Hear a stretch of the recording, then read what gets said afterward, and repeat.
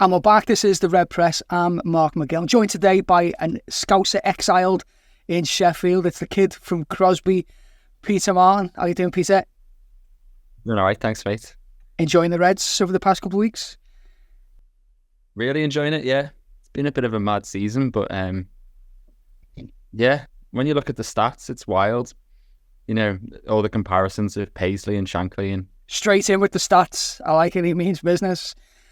But yeah, it is, because he just beats. He got some other record, didn't he, the other day in the European game? Was it like the first manager in England ever to win 11 out of 12 or something like that? And he's quietly, like, you know, going about some stuff that's like really, really impressive. But he does it in such an understated manner, doesn't he? He's like, his personality couldn't be any more different than Klopp's. But I think we're starting to warm to it and starting to kind of get used to what he's all about. And I think Liverpool fans are kind of enjoying the personality of Arne Slot just as much as they did with Jurgen Klopp, but in a totally different way. What are you thinking?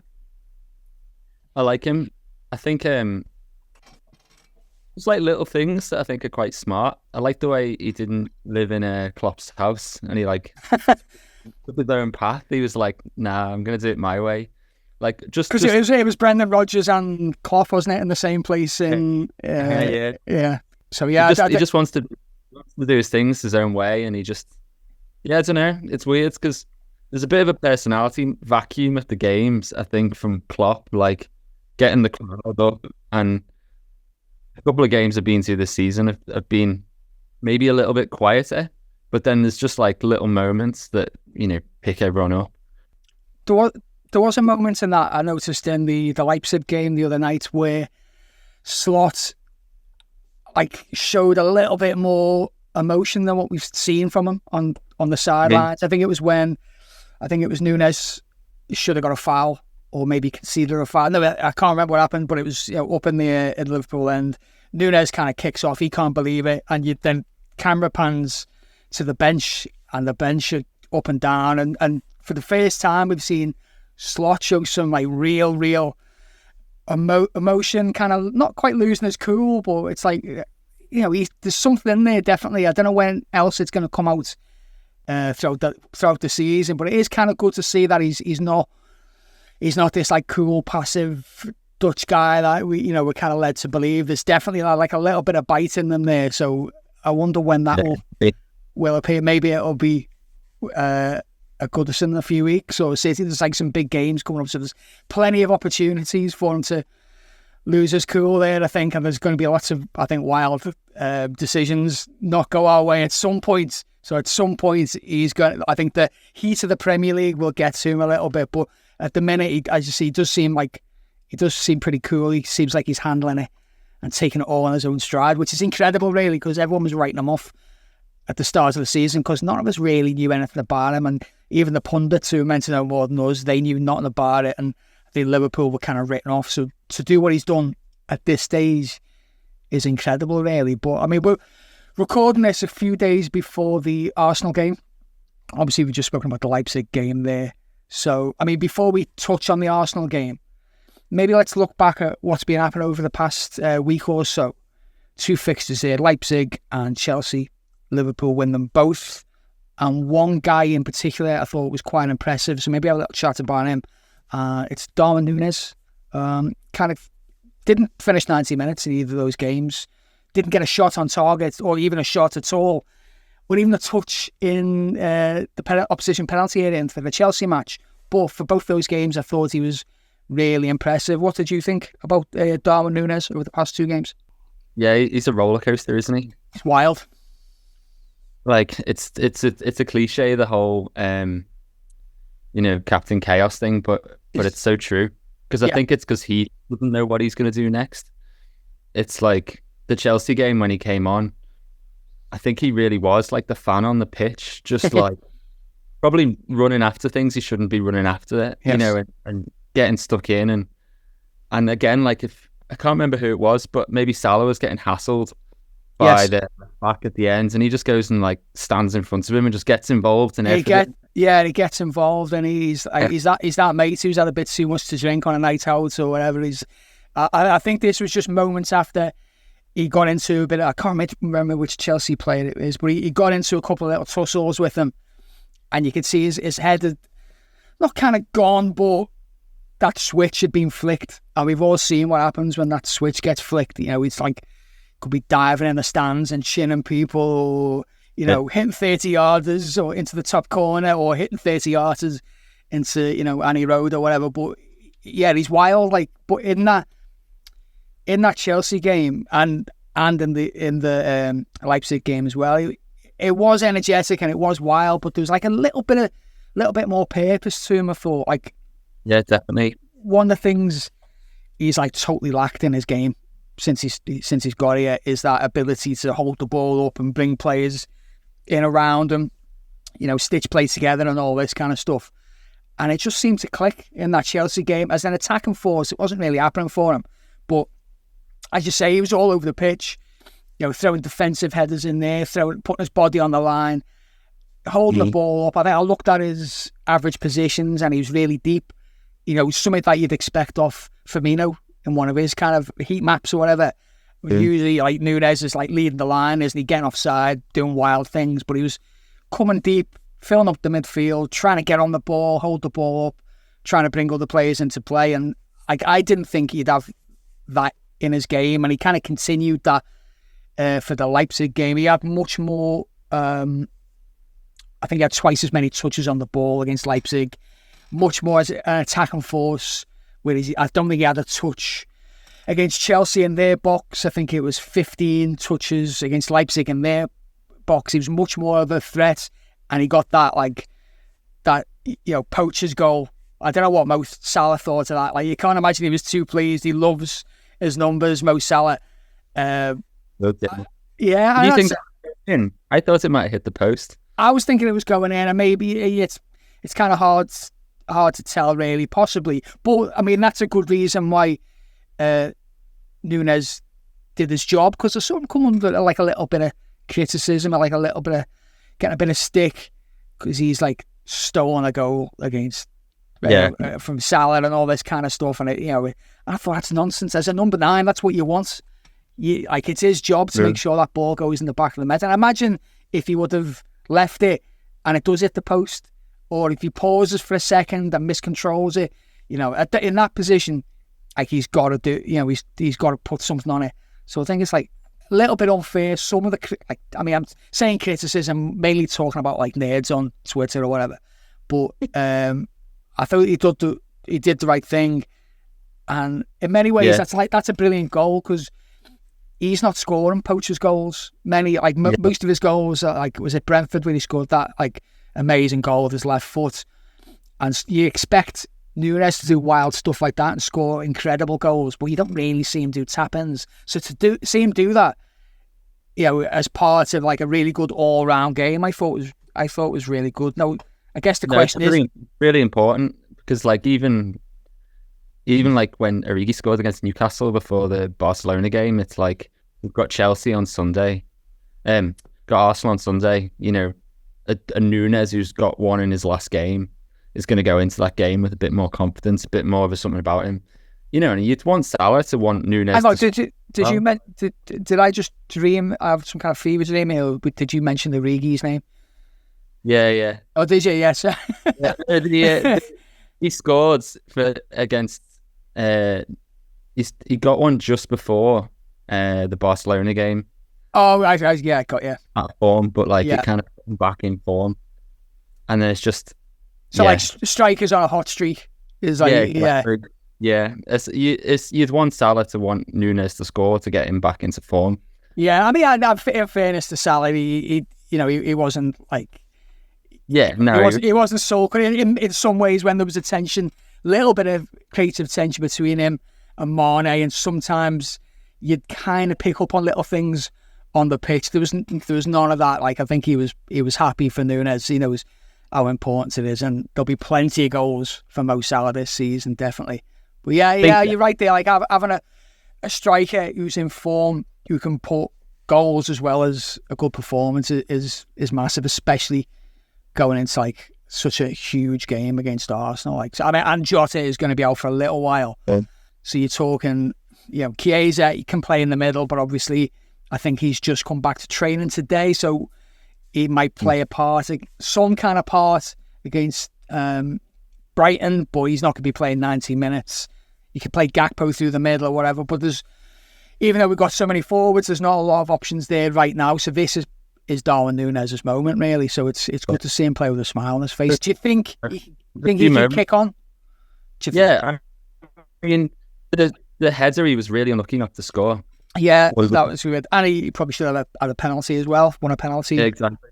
And the thing that I liked about the header was he didn't just blast it, he was quite controlled. Like, if you look at how long he held up in the air as well, it's like a massive leap. Just really, I don't know, his technique was really good in that moment, and it's just there's no, like, sometimes you look at him in a replay and you think, could you have done something a little bit different? But yeah, he was perfect in that, and it was just a great save that kind of denied him.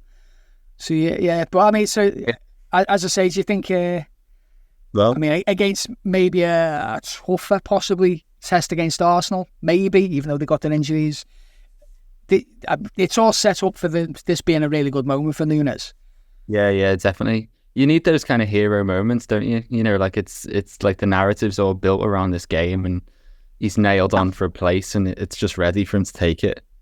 It is, and he's had a couple. Well, he's had that moment against Newcastle. Certainly, that's probably been his standout hero moment for Liverpool so far. But I think, as I say, Sunday might be certainly a different challenge, even though Arsenal are kind of reduced in numbers a little bit, and it's going to be a bit of a patched up side, but it's still an away game in Arsenal. I think some people are putting Arsenal as underdogs already, which I think is a little bit wild, really, like, because they're such a strong team, but there's going to be. We got beat by them last year at the Emirates. I mean, it was against the top six really of the past couple of seasons, hasn't been good enough.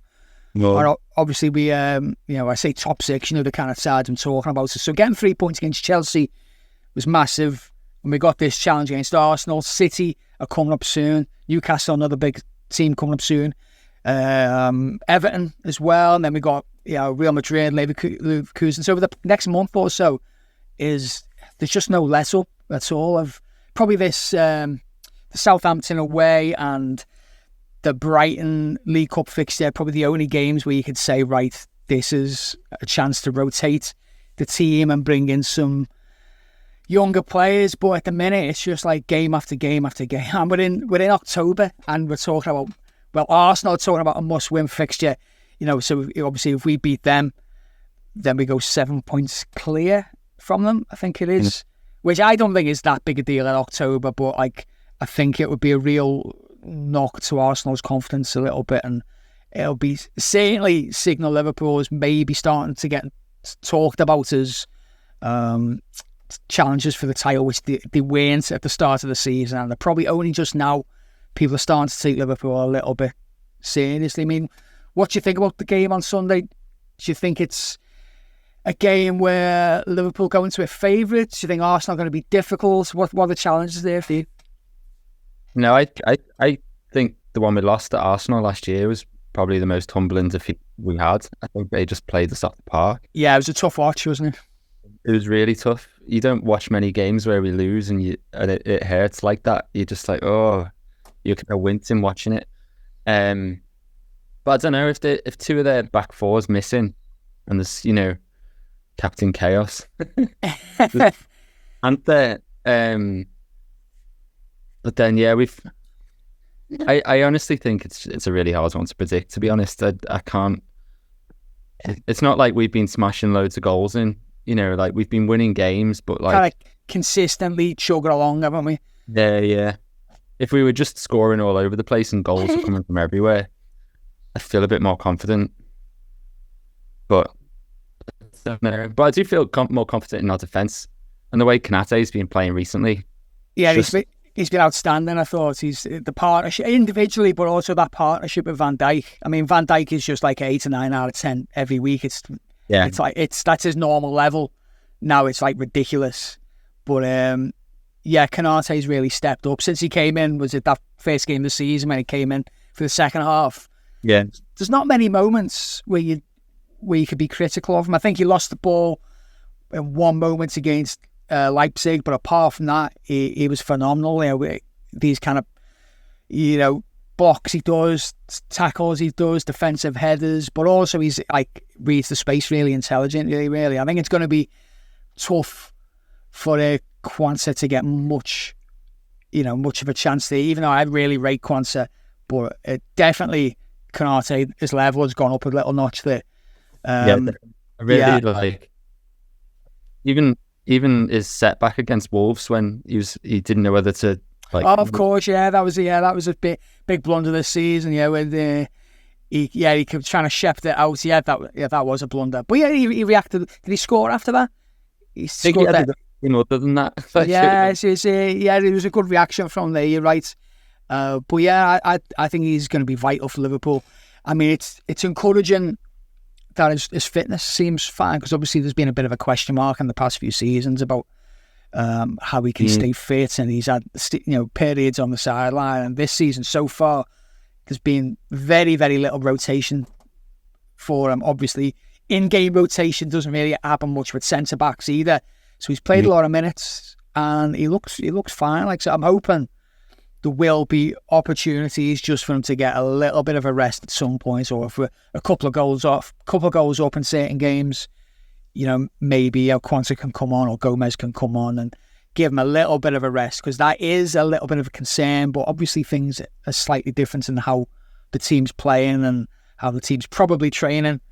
So hopefully that's having a little bit of a difference on some of these players who maybe have been picking up muscle injuries and stuff like that over the past couple of years. But he's been doing really well. I mean, I think in terms of the Arsenal game, that the goalkeeper and the back four pretty much picks themselves, doesn't it? There's no real questions there. Tsimikas came in the last game, and Gomez came on the last game just to give those fullbacks a little bit of a rest in rotation there.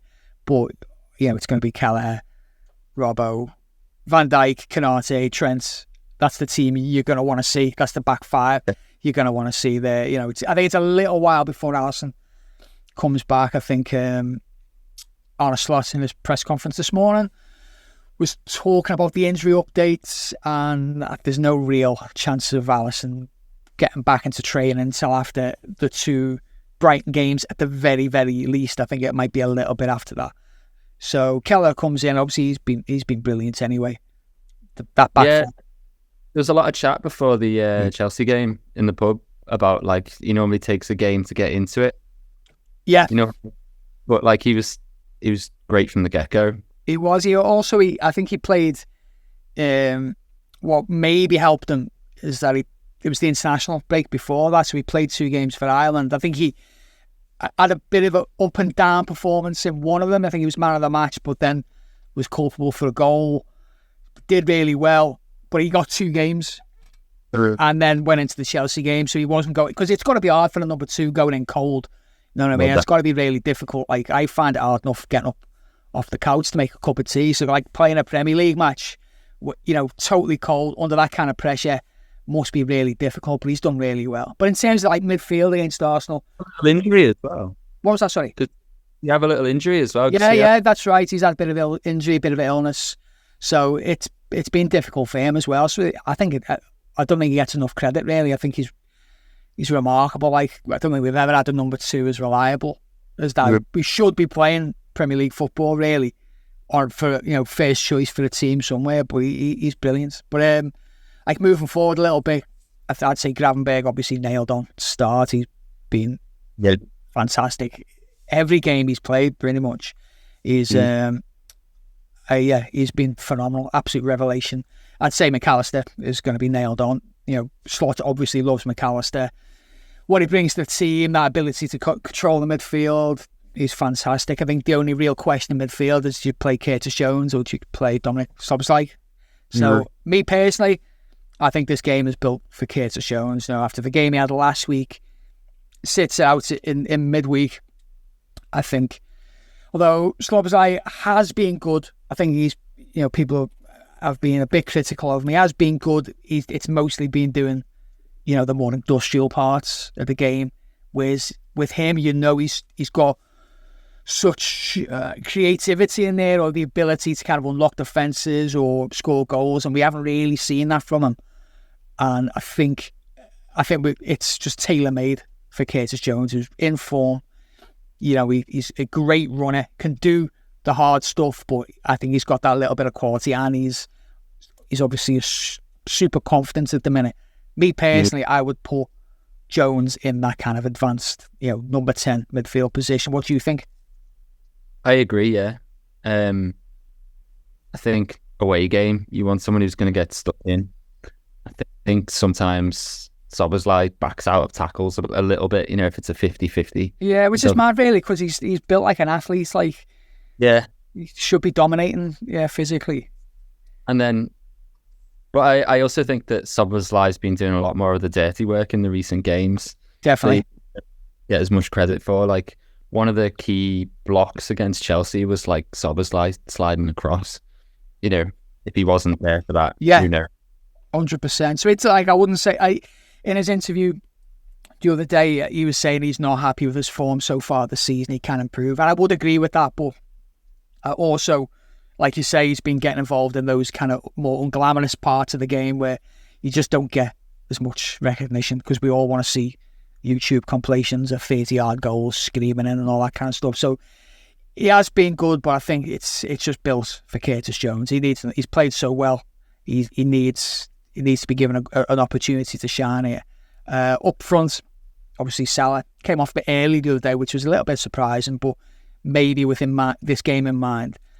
Let's say Darwin Nunez is nailed on for up front. I don't think he's going to go with Cody Gakpo there. I think that might be a bit of a surprise. On the left, who'd you go for, Diaz or Gakpo? Diaz, but with the caveat that Gakpo looked like he was really trying to improve on Wednesday. After the Chelsea game, he looked like more driven and... Yeah, I thought he was impressive there. Yeah, but I thought Diaz, when he tracks back and doubles up with the fullback to stop them, I think he's slightly more effective at that end of the game. Because that was all happening in front of me at the Chelsea game. In that corner quite closely. And sometimes Gakpo's defensive tracking back.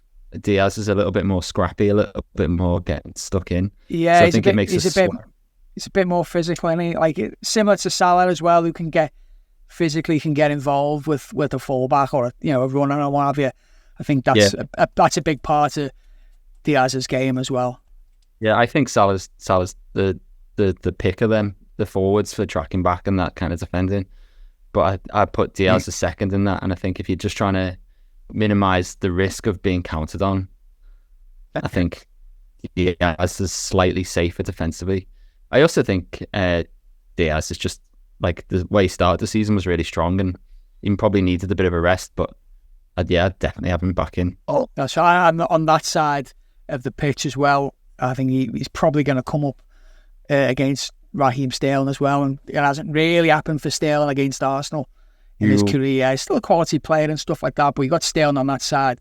Possibly Ben White right back, although I think he went off in the European game. So on the other side, it's like Zinchenko mightn't come back, so they might go with the youngster Lewis Skelly, who Salah will be going head-to-head with. So there's like these one-on-one battles across the pitch where you're thinking Liverpool should really be dominating certainly in parts of the game there.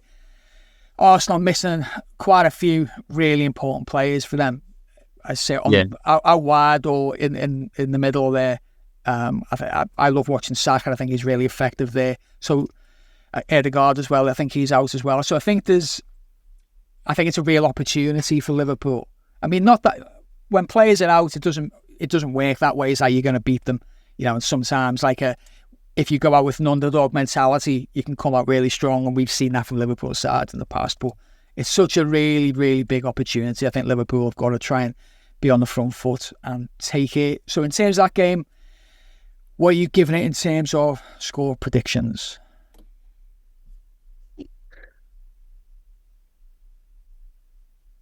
If I'm being honest, I think it's going to be a draw. Just going for cancelling each other out. Kind of a goal score and draw. Yeah. I could go with that. I mean, would you be happy with a point there away? Yeah, definitely. I probably would. Yeah. It's building on what we got last year. But Yeah, I think so. 1-1. I mean, at the start of the season, I would have 100%, bit your arm off for 1-1 there. Where we're at now at this stage, I'm thinking, you start getting a little bit carried away, and where we are in the development of the team. I guess I would be happy with the point, really, but really I think it is there for the taking. And I'm going to go for Liverpool to win by 2-0. And I think your man, Darwin Nunez, is going to play a big part in that, as well as, Mo Salah as well. Those two fellas are going to be super effective, I think. I think it's going to be a good game for them. And I can't see Liverpool getting beat. And I think it's there for the taking in terms of a win. So I think the big compliment to like how Slot's been setting up Liverpool, that everyone is just dead excited about this game, and you kind of going into it slightly fearlessly. And well, it's still a big one, but like everyone's just buzzing and just made up, like just can't wait for Sunday. Yeah, whatever happens for the rest of the season, he's done incredibly. Like the start has been incredible. What he's done for himself now is he's taken that pressure off himself, so he can further try to implement his vision of how he wants the team to play without having that pressure of having to get immediate results. He has a little bit of wiggle room there, as much as you do in football. He's just, I think the fans have bought into it enough. Whereas I think if he would have got to this stage where 2, 3, 4 defeats and a load of draws, it would have been difficult for him from this point onwards. But yeah, he's earned the right to not have a good result here and there, and not have a good performance here and there. But I think Sunday it should be good for the Reds. But I think that'll do us for now anyway. So thanks for joining us from your cosy looking living room in Sheffield. No problem. I'll enjoy the match on Sunday. I hope you enjoy it more than a 1-1 draw. I hope you enjoy a 2-0 victory. But I'll speak to you again soon, mate. And up the Reds. Nice one, mate.